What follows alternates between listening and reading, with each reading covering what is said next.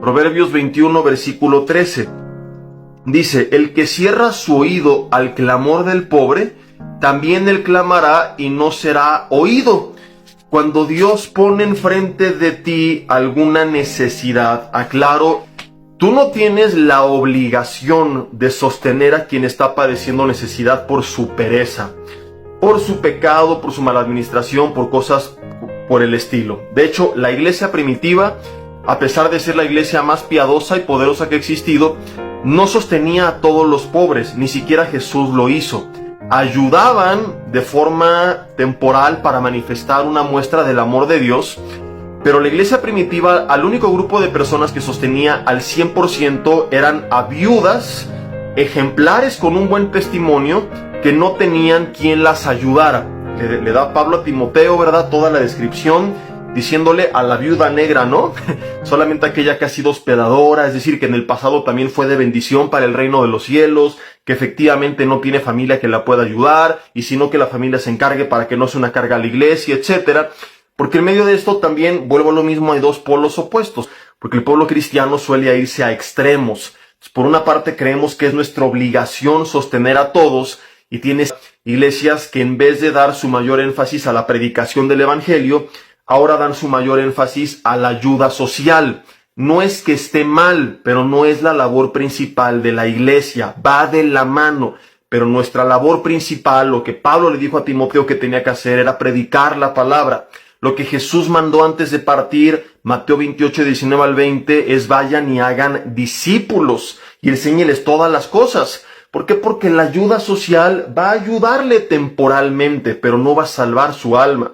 La ayuda social puede ser un gancho para que la persona se dé la oportunidad de escuchar el evangelio, pero lo más importante, el tesoro más grande que nosotros tenemos, que podemos sembrar y que tenemos que sembrar, no es un billete, ni una casa, ni amueblar su casa, sino la palabra de Dios. La palabra de Dios puede cambiar la forma de actuar de esa persona en la tierra para que salga de esa situación y, lo más importante, llevarle a entender que necesita de Dios, tener una relación con Dios y cambiar su destino eterno.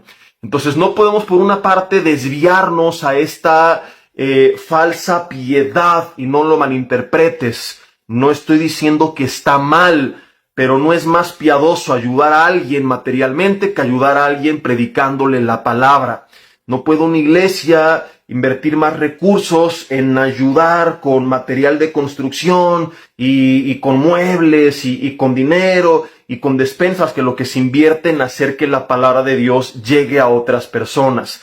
Entonces, algunos sinceramente equivocados, ¿verdad?, quizá piensan que es la forma correcta de reflejar el amor de Dios, y sí es una forma, pero no es la principal que Dios nos manda.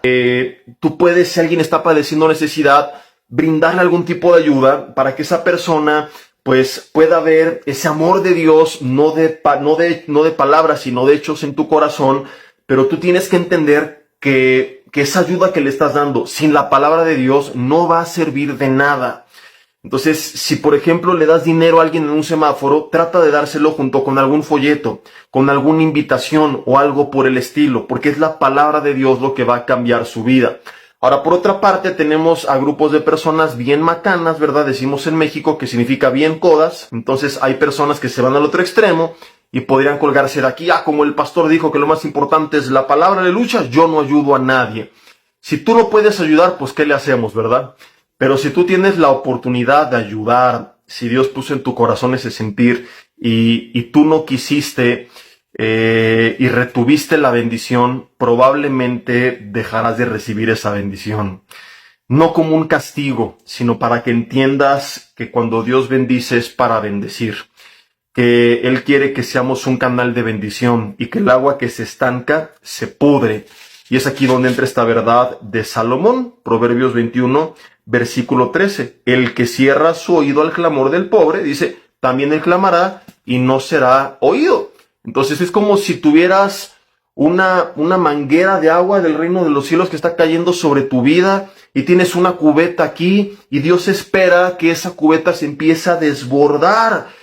Y no es que te vas a hacer cargo de toda la manutención del pobre, porque veremos más adelante que 2 de Tesalonicenses 3 establece que cada uno trabajando sosegadamente coma su propio pan.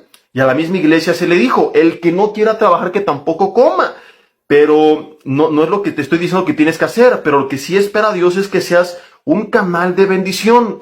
Entonces, que sin hacerte cargo al 100%, porque no es tu responsabilidad, entonces alguien está pasando una crisis, vas a orar por él, le vas a dar una palabra, vas a tratar de aconsejarle a ver qué fue lo que sucedió, y si tienes la capacidad de brindarle algún tipo de ayuda, por supuesto que es totalmente bíblico, y es de lo que está hablando Dios.